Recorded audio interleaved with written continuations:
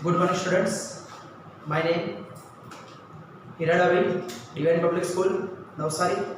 તો આજે આપણે ધોરણ 11 નું પહેલું ચેપ્ટર રસાયણ વિજ્ઞાનની પાયાની સંકલ્પનાઓ શરૂઆત કરવા જઈ રહ્યા છે. તો વિદ્યાર્થીઓ, આ પહેલા તો રસાયણ વિજ્ઞાન છે શું તે આપણે સમજીએ. તમે ધોરણ 9 ના અંદર આપણા આસપાસના દ્રવ્યો તે ભણ્યા છે. એના અંદર તમે એવું સ્ટડી કરેલું કે તમે આજુબાજુ જે પણ વસ્તુ જોતા છે, જે બી પદાર્થ જોતા છે, એ બનેલો શેનો છે? તો પહેલા આપણા ઋષિમુનિઓ શું માનતા કે આ બધી જ વસ્તુ છે તે 5 ધાતુ મળીને બનેલી છે, પંચતત્વ કહેવાય ને, એ બનીને બનેલી છે. પણ જે વૈજ્ઞાનિકો હતા તેને ખોટું ઠરાવ્યું ને એ લોકોએ શું કીધું કે ના, એનું બન્યું નથી ને એ શેનો બનેલું છે? એમ કીધું કે દ્રવ્યનો બનેલું છે. બરાબર? તો દ્રવ્ય એટલે કે કોઈ પણ પદાર્થ એનો પાયાનો ઘટક શું હોય? દ્રવ્ય હોય. બરાબર? તો એ દ્રવ્યોનો જ્યારે તમે અભ્યાસ કરો, એના ગુણધર્મો વિશે, એના સંગઠન વિશે, તો એને શું કહેવાય?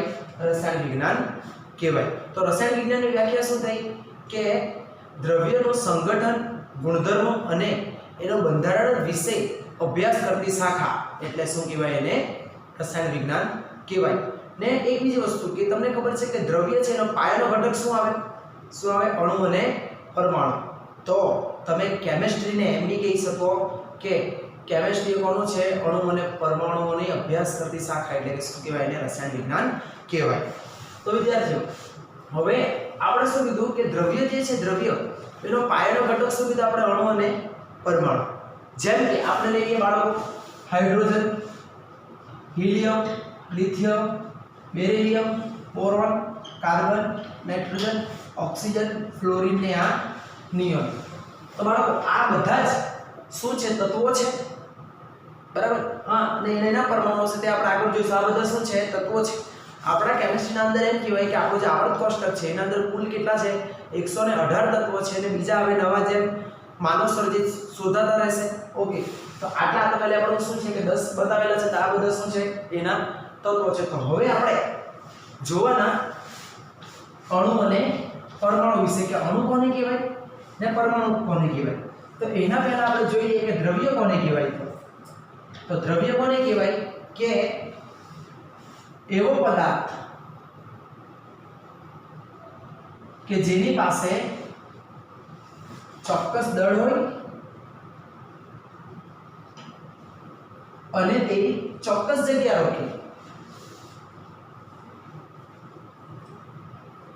તેને શું કહેવાય બાળકો? દ્રવ્ય કહેવાય. આ મેં યાદ રાખવું કે તેના પાસે દળ હોય અને જગ્યા રોકે. હવે જો મેં દ્રવ્ય કેવો કે નહીં કેવો ને કેમ મેં આટલી જે સ્પેસિફિક જગ્યા રોકેલી છે, ઘન, પ્રવાહી, ઇવન તો જે વાયુ છે, વાયુ તે બી જગ્યા રોકે.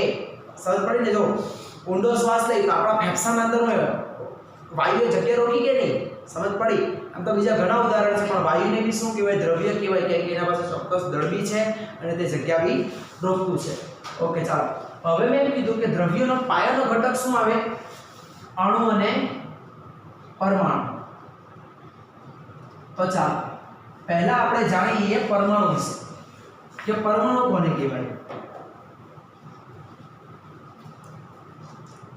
તો દીકરા, પરમાણુ કોને કહેવાય કે દ્રવ્યનો એવો નાનામાં નાનો ઘટક, દ્રવ્યનો એવો નાનામાં નાનો ઘટક કણ કે જેને શું કહેવાય? પરમાણુ કહેવાય. ઉદાહરણ તરીકે તમે કોઈ બી, ધારો કે તમે ગોલ્ડ લઈ લો, ગોલ્ડ, સોનું, એનું તત્વ ધ્યાન આપજો કે આ સોનું એટલે કે તને મારા પર ભરોસો નહીં કે એ નહીં, આ કયો છે? તમારું ગોલ્ડ. એને આપણે શું કહીએ? સોનું કહીએ. તેને તમે શું કરો? નાના નાના ટુકડામાં વિભાજિત કરો ને નાના નાના ટુકડામાં વિભાજિત કરતા અંતે જે બચે તેને શું કહેવાય? પરમાણુ કહેવાય.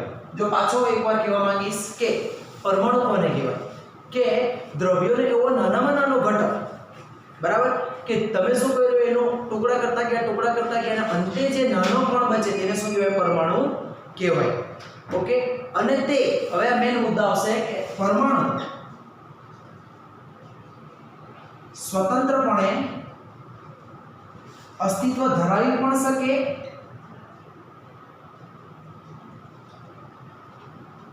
અથવા ન પણ ધરાવી શકે. અસ્તિત્વ ન પણ ધરાવી શકે. હવે તમે કહેશો સર એ કેવી રીતે? જો પરમાણુ છે તે સ્વતંત્રપણે અસ્તિત્વ ધરાવી શકે એટલે કેવી રીતે? તો જો જે હિલિયમ, નિયોન, આર્ગન, ક્રિપ્ટોન, દીકરાઓ આ જે 18મો સમૂહ આવે, તો જે 18મા સમૂહના તત્વો આવે તે કેવું સ્વતંત્રપણે અસ્તિત્વ ધરાવી શકે? કેમ? આપણે કીધું ફાઇનલ ડાયરેક્ટ 18મો સમૂહ એટલે શું કે એની જે બાહ્યતમ કક્ષા કેવી છે? પૂર્ણ ને. આની જો આ ડુપ્લેટ અવસ્થામાં છે, આ બધા કેવા છે? ઓક્ટેટ અવસ્થામાં ને, એટલે કેવા છે? ના કિસી સે લે ના કિસી સે દેના. ક્યાં ઇલેક્ટ્રોન ને, એને ઇલેક્ટ્રોનની ગરજ નથી, એટલા માટે આ કેવા છે? સ્થાયી. સ્થાયી એટલે દીકરા એ સ્વતંત્રપણે અસ્તિત્વ ધરાવી શકે ને, એના સિવાયના બાકી એ સ્વતંત્રપણે અસ્તિત્વ ધરાવતા નથી. હા, અમુક જે છે કે જે એના અંદર સ્પેસિફિક કન્ડિશન મેન્શન થવી જોઈએ તો જ એ કેવા હશે? સ્થાયી હશે. તો પરમાણુ કોને કહેવાય? કે દ્રવ્યનું નાનું પણ કે જે સ્વતંત્રપણે અસ્તિત્વ ધરાવી શકે અથવા ન પણ ધરાવી શકે. ધરાવી શકે તો એ કયા હોય? સ્વતંત્રપણે 18મો સમૂહ. ન ધરાવી શકે એના બીજા બાકીના. ઓકે, ચાલો આને શું કહેવાય? પરમાણુ કહેવાય. ચાલો હવે મને કહો કે સોડિયમ છે, સોડિયમ એટોમિક નંબર 23 ને પરમાણુ કહેવાય? કહેવાય ને નહીં પણ કહેવાય. કેમ? આ તો મેનો તત્વ છે ને દીકરા. આ શું છે? એનો તત્વ છે. તત્વનો જ્યારે તમે નાનો ભાગ કરો, સમજ પડી ને? તત્વને જ્યારે તમે વિભાજિત કરતા જાઓ ત્યારે જે બને તેને શું કહેવાય? પરમાણુ કહેવાય. તો જો ચાલો, હા તમે જો એવું નહીં મળે સર મેં ભૂલથી કઈ લખ્યું તો કઈ લાગે ને, કોઈ તને મારી થોડી લાગે કે તો કઈ વાંધો નહીં મળે, પણ આ સોડિયમના અણુ નહીં કહેવાય તો મેં મારા. ઓકે, ચાલો હવે બીજું કહીએ કે અણુ કોને કહેવાય? તો અણુ કોને કહેવાય? કે બે કે તેથી વધુ પરમાણુઓ જોડાઈને શું બનાવે? અણુ બનાવે છે. બે કે તેથી વધુ પરમાણુ જોડાઈને શું બનાવશે? અણુ બનાવે. જેમ કે આ હાઇડ્રોજનનો પરમાણુ ને આ હાઇડ્રોજનનો પરમાણુ, એ બંને જોડાઈને શું બનાવશે? હાઇડ્રોજનનો અણુ. આ તમારો શું છે? હાઇડ્રોજનનો પરમાણુ. આ બી તમારો શું છે? હાઇડ્રોજનનો પરમાણુ. અને આ શું છે? હાઇડ્રોજનનો અણુ. ચાલો સેમ બીજું એક્ઝામ્પલ લઈએ. ફર્સ્ટ સેકન્ડ અ પ્લસ અ એ હું આપણે આ O2 ઓક્સિજનનો પરમાણુ, ઓક્સિજનનો પરમાણુ. આને શું કહેવાય દીકરાઓ? ઓક્સિજનનો અણુ કહેવાય. ચાલો અણુ વિશે ખબર પડી ગઈ કે બે કે તેથી વધુ પરમાણુ જોડાઈને શું બનાવશે? અણુ બનાવે. હવે અણુના બી બે પ્રકાર. કયા કયા? એક તો સમાન અણુ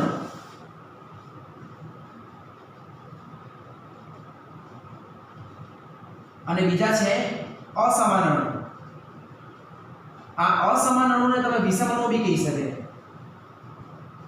હવે જો સમાન અણુ એટલે કેવા દીકરા ખબર? સમાન એટલે એક જ ક્લાસમાં બધા પુરુષ સમાન, એક ક્લાસમાં પુરુષ છોકરા છોકરી, તે કેવા અસમાન કહેવાય ને? તો જો જેમ કે જો દીકરા આ H2O2 H2O2 N2 આ બધા શું છે? સમાન છે ને? દેખાય ને સમાન, એટલે એને સમાન અણુ કે વિષમ અણુ કોને કહેવાય? તો H2O HCl NH3 વગેરે જેના અંદર તમને અલગ અલગ દેખાય તે શું છે? તમારા વિષમ અણુઓ છે. ઓકે, તો આ આપણે શેના વિશે માહિતી મેળવી કે પહેલા દ્રવ્ય શું છે? તો કે એવો પદાર્થ કે જેની પાસે ચોક્કસ દળ હોય અને શું થાય એ જગ્યા રૂપે તેને કહેવાય દ્રવ્ય. દ્રવ્યને આપણે કીધું કે એનો પાયાનો ઘટક શું છે? અણુ અને પરમાણુ. તો પરમાણુ એટલે શું? કે દ્રવ્યનો એવો નાનામાં નાનો કણ કે જે સ્વતંત્રપણે અસ્તિત્વ ધરાવી શકે અને ન પણ ધરાવી શકે. બરાબર? સ્વતંત્રપણે અસ્તિત્વ ધરાવી શકે એટલે કયા? 18મા સમૂહના. અને બીજા કયા છે? આ બીજા કયા કીધા આપણે? એ અસ્તિત્વ ન ધરાવી શકે પણ ધરાવી શકે એ સ્પેશિયલ કન્ડિશનમાં આપણે આગળ જોઈશું. ચાલો પછી આપણે કીધું કે અણુ. અણુ કોને કહેવાય? કે બે કે તેથી વધારે પરમાણુઓ જ્યારે ભેગા થાય ત્યારે એને શું કહેવાય? અણુ કહેવાય. મેં કીધું સમાન. હવે તમે કહેશો કે ચલાઈ મને કહો સ્થાયી કોણ? પરમાણુ કે અણુ? બંનેની કમ્પેરિઝન કરીએ તો કોણ સ્થાયી હોય? અણુ ને. કેમ? જોડાઈ ગયા ને? કોણ જોડાયા? એટલે અહીંયા દેખાય ને સ્થાયી થવા માટે તો જોડાયેલા છે. તો આ આપણી શું હતી? પરમાણુ અને અણુ વિશે માહિતી હતી. તો આ આપણે પરમાણુ અને અણુ વિશે વાત કરી. બરાબર? તો હવે આપણે જો લેબમાં કોઈ પ્રયોગ કરવો હોય તો આપણને પરમાણુ અને અણુનું દળ ખબર હોવી જોઈએ. ચાલો જો પરમાણુનું દળ ખબર હોય તો અણુનું દળ તમને સરળતાથી ખબર પડી જાય. તો પરમાણુનું દળ હમણાં તો વજન જો તમારે માપવું હોય તો સ્પેશિયલ દળ સ્પેક્ટ્રોમીટર માસ સ્પેક્ટ્રોમીટર નામનું સાધન આવે એનામાં તમે સરળતાથી માપી શકે. પણ આ વાત છે 1819મી સદીની. તો ત્યારે કેવી રીતે માપતા? તો ત્યારે કેવું ખબર 68 માપતા કે ત્યારે હાઇડ્રોજનનું દળ 68 માપી લીધું હતું 1.67 × 10⁻⁻24 ગ્રામ 1.6736 × 10⁻⁻24 ગ્રામ સમથિંગ હાઇડ્રોજન વજન ત્યારે 68 માની લીધું. પણ પ્રોબ્લેમ ક્યાં ઊભી થઈ કે જ્યારે ગણતરી દરમિયાન આ વજન લેવું પડે ત્યારે મુશ્કેલી બહુ ઊભી થાય. તો શું કર્યું ખબર કે એક નવી ટર્મ આવી રિલેટિવ એટોમિક માસ. ધ્યાન આપજો કે કઈ આવી આ રિલેટિવ એટોમિક માસ. હવે આ રિલેટિવ એટોમિક માસ એટલે શું ખબર? એને કહેવાય સાપેક્ષ પરમાણુય દળ.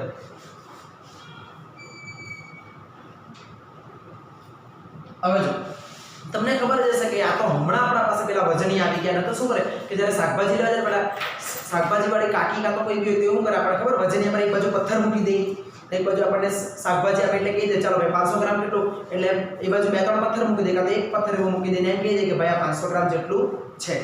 એટલે એમ ત્યારે એને સાપેક્ષમાં વજન માપતા નહીં. તો ત્યારે બી લોકોએ શું કર્યું, વૈજ્ઞાનિકોએ બુદ્ધિ દોડાવી પોતાની કે શું કર્યું કે આપણે સાપેક્ષ વજન લઈ લઈએ. તો જ્યારે એ લોકોએ પ્રથમ જો કોઈને પ્રમાણિત ગણેલો હોય ને તો કોને પ્રમાણિત ગણેલો કે ધ્યાન આપજો કોને હાઇડ્રોજનને સૌપ્રથમ જો પ્રમાણિત કોઈ તત્વને ગણવામાં આવેલો હોય કોને સાપેક્ષ પરમાણુ તો કોને હાઇડ્રોજનને. કેમ હાઇડ્રોજનને ગણવામાં આવેલો કે હલકો હતો એમાં વજનમાં, એ વજનમાં હલકો હતો બધા કરતા, તેથી તેને કેવો હાઇડ્રોજનને પ્રમાણિત ગણવામાં આવ્યો. બરાબર. તો હવે તમે વિચારો કે એ લોકોનું વજન કેવી રીતે માપતા તો જો હવે આપણે ઓક્સિજનનો પરમાણુય દળ, જો ઓક્સિજનનો પરમાણુય દળ કે હાઇડ્રોજનની સાપેક્ષમાં એ કેટલો ગણો વધારો છે? 16 ગણું વધારે વજન છે ને એનું. કેવી રીતે કે હાઇડ્રોજનનું તો એક જ ને, એટલે ઓક્સિજનનું કેટલું આટલું 16 એટલે 16 ગણું વધારે એમ એવી રીતે એ લોકો માનતા.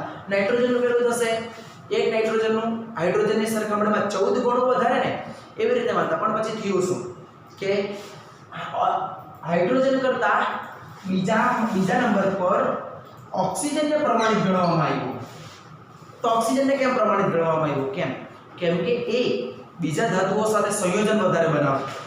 હાઇડ્રોજન કરતાં વધારે રિએક્ટિવિટી કોની છે? આ ઓક્સિજનની. એમ એવું માનતા એ લોકો કે ઓક્સિજન વધારે સંયોજન બનાવતું હતું, તેથી કોને ઓક્સિજનને પછી પ્રમાણિત ગણવામાં આવ્યું.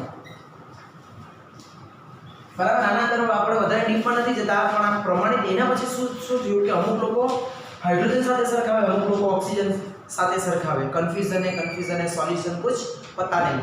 बराबर. सॉल्यूशन से मिला जो साला क्वेश्चन था कुछ पता नहीं એવું થઈ ગયું. એટલે શું થયું કે હવે આ બંનેમાંથી પ્રમાણિત કોને ગણવો? તો પછી સન 1961 માં કોણ આવ્યું? ધ્યાન છે સન ઈસવીસન 1961 માં. એટલે બાળકો આપણે કયા સામાજિક વિજ્ઞાન નથી ચાલુ કર્યું, તો IUPAC એટલે international union of pure and applied chemistry.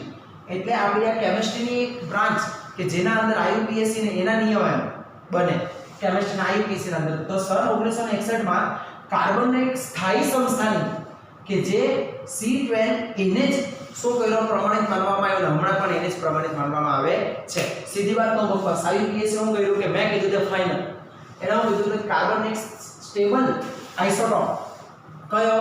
C12 એને સ્થાયી ગણવામાં આવ્યો. ચાલો જો તમને સમસ્થાનિક એટલે ખબર જ છે કે જેનો પરમાણુય ક્રમાંક સમાન છે પણ પરમાણુય દળ જુદા છે.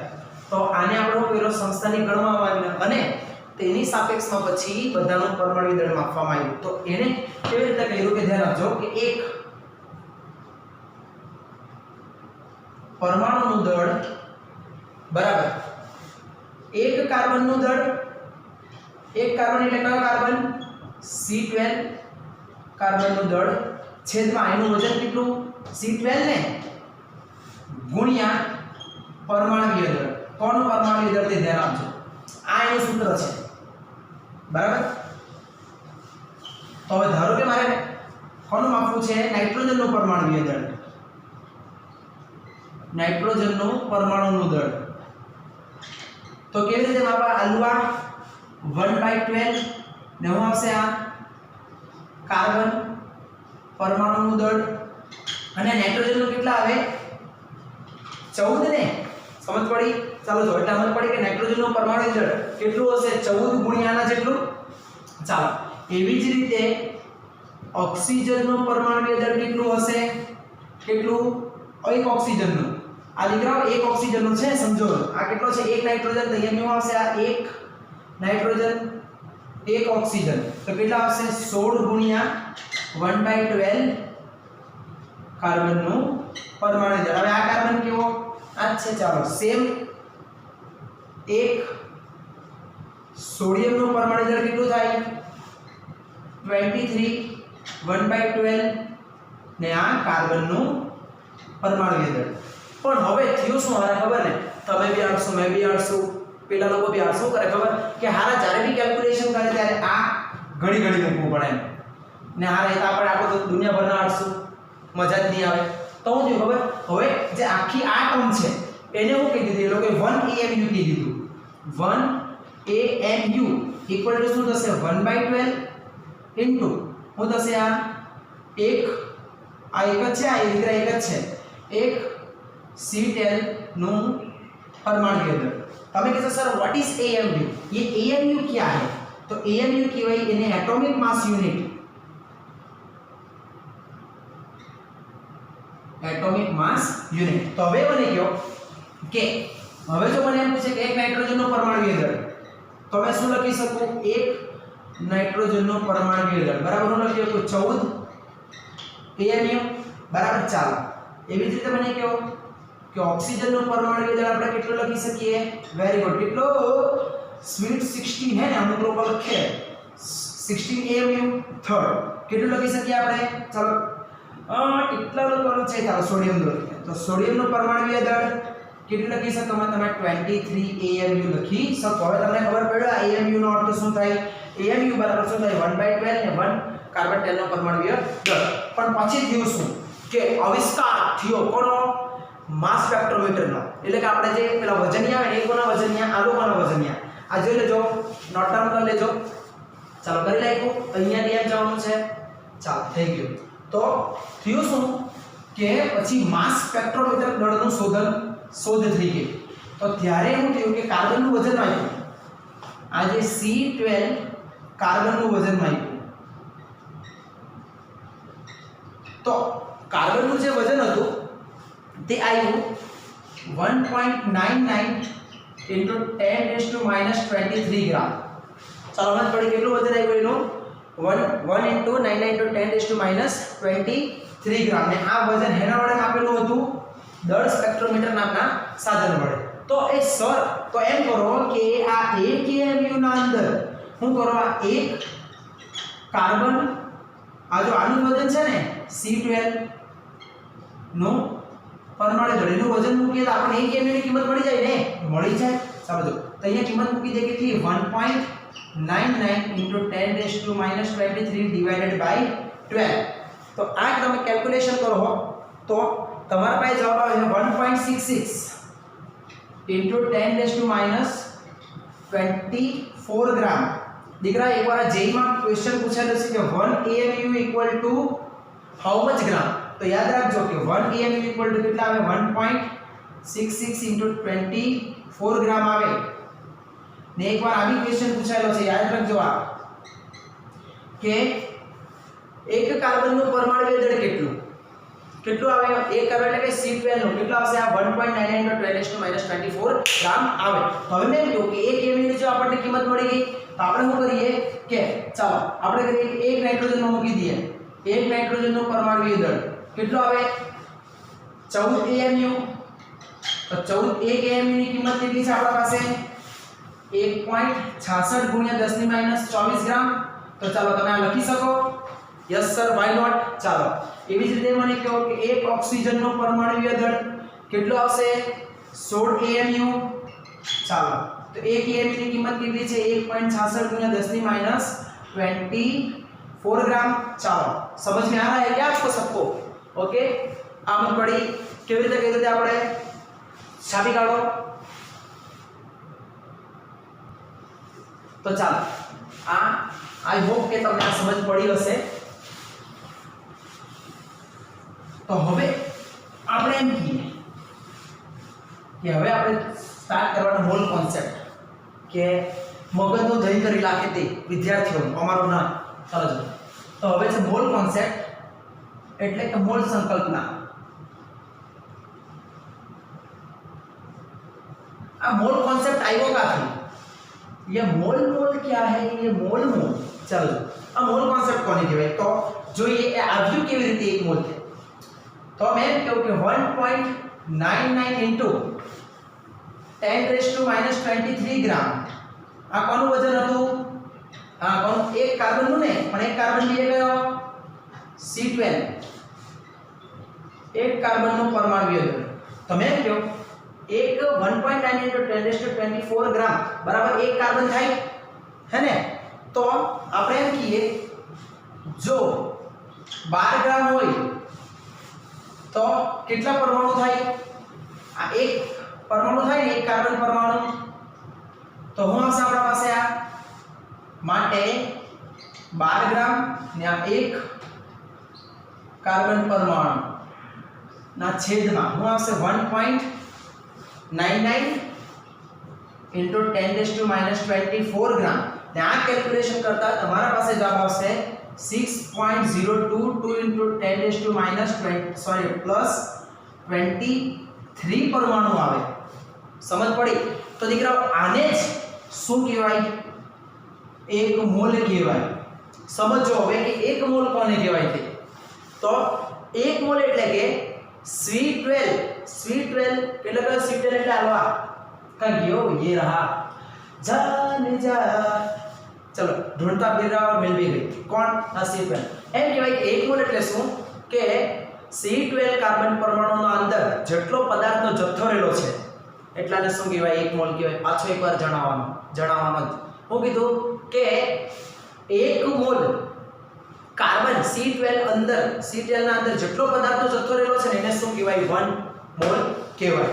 સમજ પડી બાળકો? આ 1 મોલ કોને કહેવાય તે છાપી દેજો. ओके ने દીકરાઓ આને જ इसको ही बोलते हैं एवोगैड्रो नंबर. ए बोलते केवो एवोगैड्रो आन ने એને દર્શાવવામાં આવે એને વડે एवोगैड्रो नंबर આ નાની મળે હે કે एवोगैड्रो नंबर આને કહેવાય. ઓકે ચાલો તો દીકરાઓ આ મોલ આવ્યું.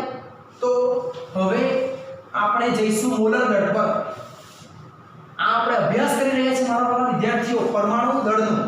બરાબર? શેનો અભ્યાસ કરી રહ્યા છે? પરમાણુય દળનો. એના અંદર એક નાનો મસ્ત ક્યુટ સા ટોપિક છે મોલ ફંક્શન. તો જો એના અંદર હવે આપણે જોવાના મોલર દળ. મોલર દળને આપણે ટૂંકમાં લખીએ તો ગ્રામમાં વજન લખવું તેને શું કહેવાય? મોલર દળ કહેવાય. જેમ કે આપણે કહીએ કે એક ઓક્સિજનનું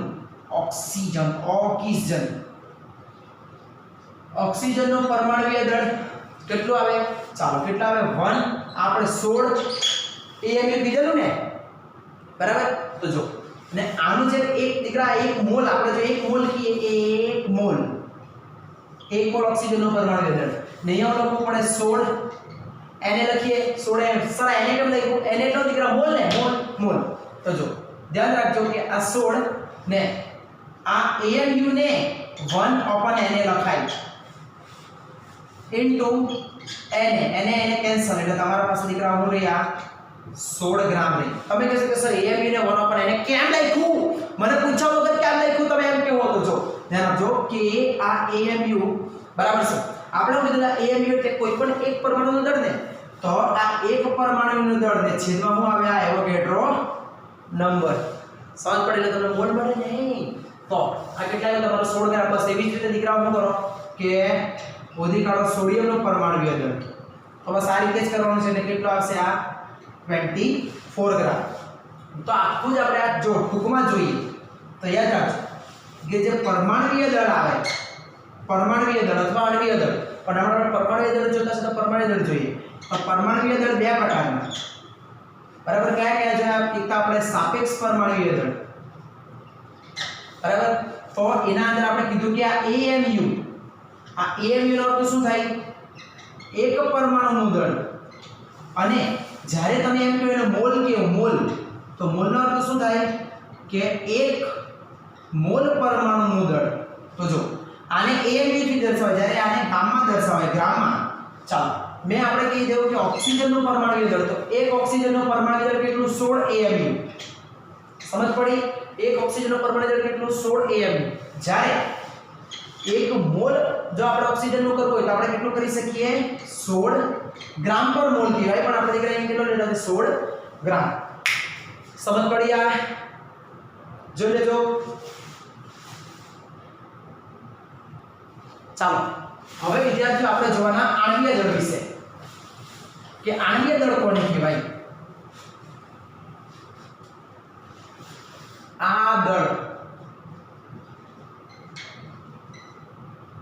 આણ્વીય દળ કોને કહેવાય ખબર? શોર્ટ એન્ડ સિમ્પલ, બધા જ પરમાણુનો સરવાળો. એને શું કહેવાય? આણ્વીય દળ. સંયોજનમાં રહેલા બધા પરમાણુઓનો સરવાળો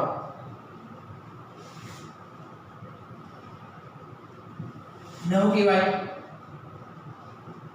આણ્વીય દળ કહેવાય. જેમ કે HCl. ચાલો સંયોજનમાં રહેલા બધા પરમાણુનો સરવાળો, આ બંનેનો કરો સરવાળો 1 + 35.5, આ કેટલા આવે? તમારો 36.5. હવે સર હું લખું તે દીકરા જો, હવે 36.5 ને જો તમે AMU લખે એનો અર્થ શું થાય? એક HCl નું દળ. અને જો તમે એને ગ્રામ લખો તો ગ્રામનો અર્થ શું થાય? 1 મોલ HCl નો પરમાણુ દળ થાય. સમજ પડી? ચાલો બીજો આપણે કહીએ H2SO4.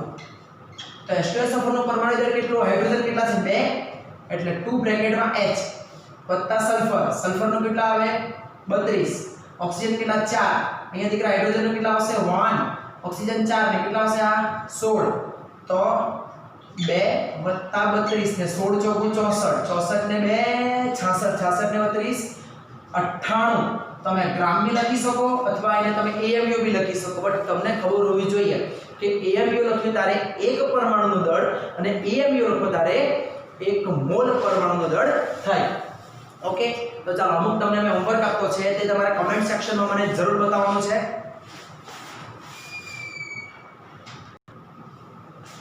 જોઈ લેજો, આ તમારું હોમવર્ક છે.